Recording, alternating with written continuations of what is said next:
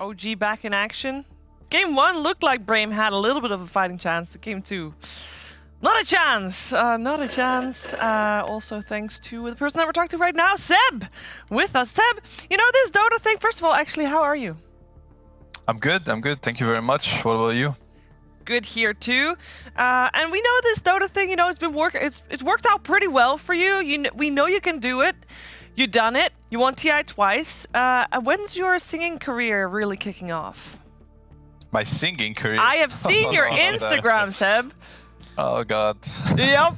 It's never. I think it's. You know, if I had, I was already dead before, but after my several tries, I've realized I knew I was bad, but I didn't know I was that bad. You know. Doesn't it run in the family? Come on.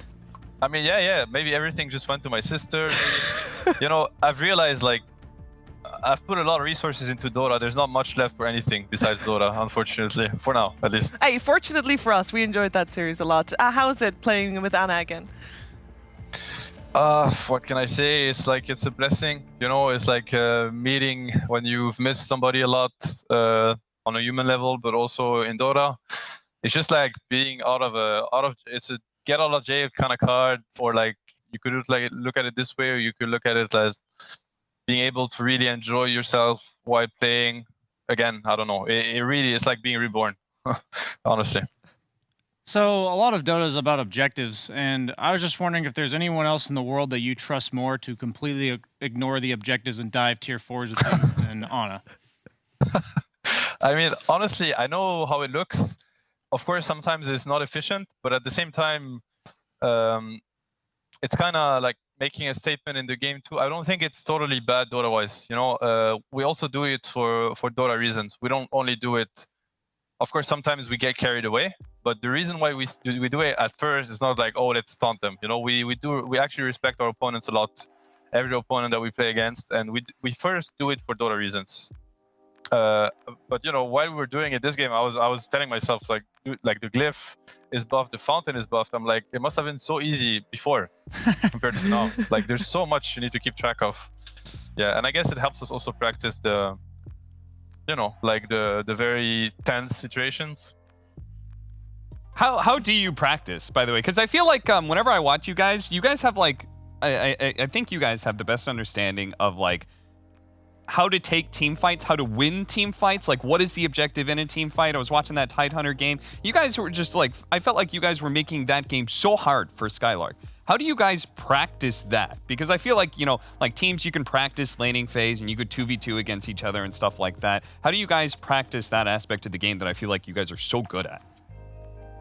I mean, luckily everybody understands the subtleness about Dota, because these things are very hard to they're actually pretty hard to practice. I think of course we talk about the game a lot, we watch games together, we debrief games, so that's a learning process and that's practice, I guess.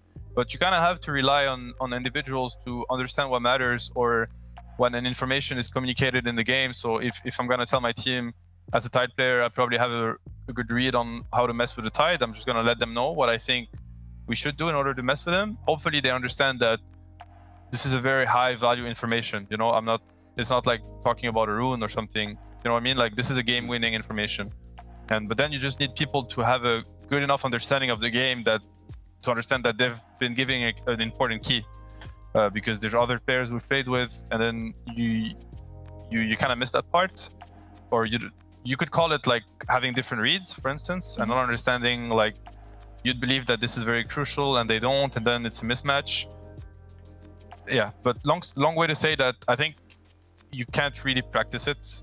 I think it has to be there, or at least to a certain extent already. So would you say like you can't replace like a player's like intuition or the fact that you guys are seeing the game in the same way? There's something about that that's special, right?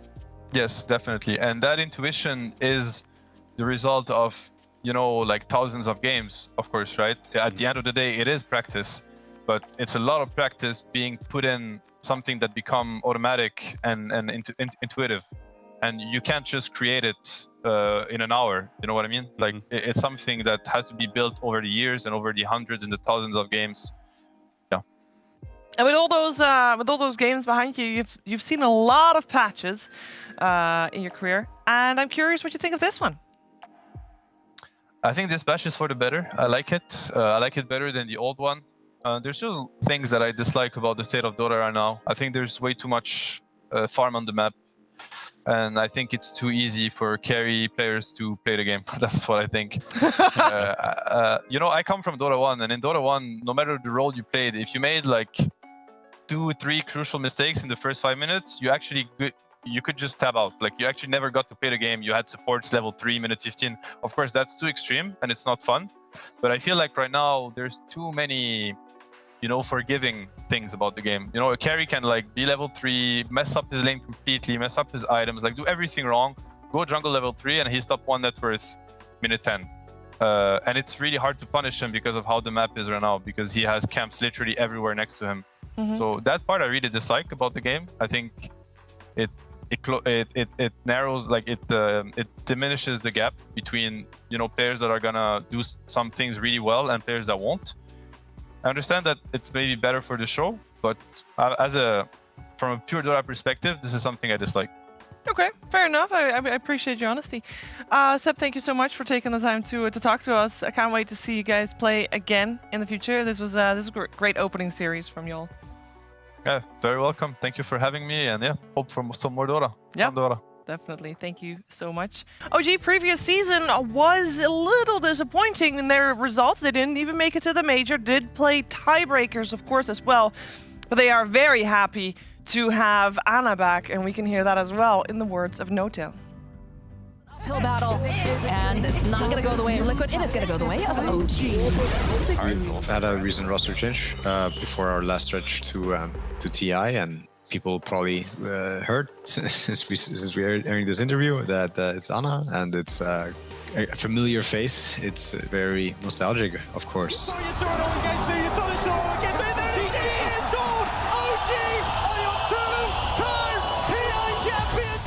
I would say it's never easy. Dota is a game of experience along with synergy and the human aspect of it, like getting along.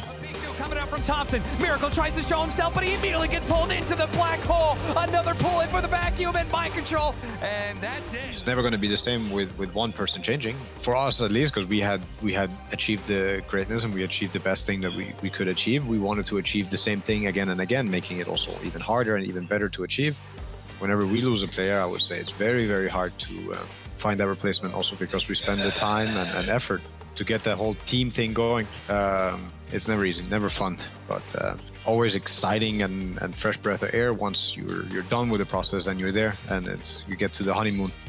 And luckily for us, it was also about time that Ana felt like he wanted to play again. I think people should be afraid. They've seen it before. Now let's see it again. That smile says it all. They've seen it before, they'll see it again, and we are going to see OG with Ana again. And yeah, I mean, OG is back, Ana is back. They felt on fire and relaxed. I think that's an important one as well. Definitely something for other teams to be worried about. What's your overall thoughts, Brian? Even though it's not the best team that they played against just now, I really do believe that, like, no matter who you try to replace Ana with, it's just not going to work. Like, you can see it in this series. Even if it was a little rough around the edges, they haven't all played together for a very long time.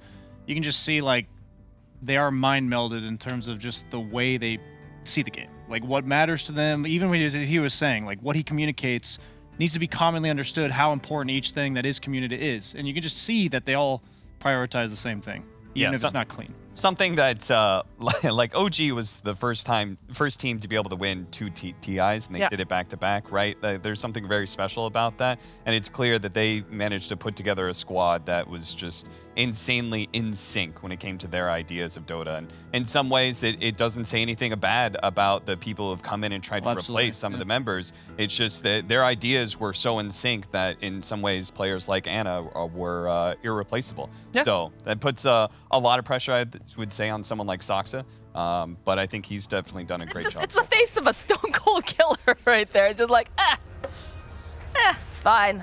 All right, maybe when. Ana never makes any reaction, right? Just like, oh no, I died. Man of few words. And much talent for sure. There we go. There's the There smile we go. at We got the a reaction at the end.